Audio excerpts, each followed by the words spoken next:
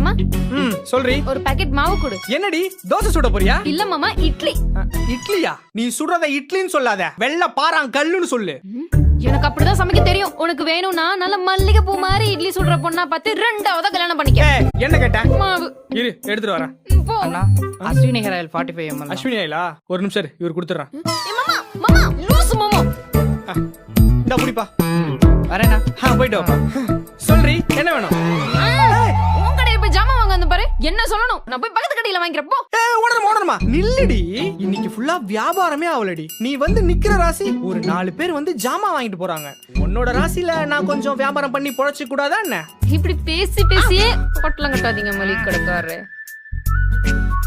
சரி என்ன மாவு தானே வேணும்? நான் போய் எடுத்துட்டு வரேன். இல்ல வேணாம், நான் கொஞ்ச நேரம் இங்கே நிக்கிறேன். இன்னும் கொஞ்சம் வியாபாரம் ஆகுதான்னு பாப்போம்.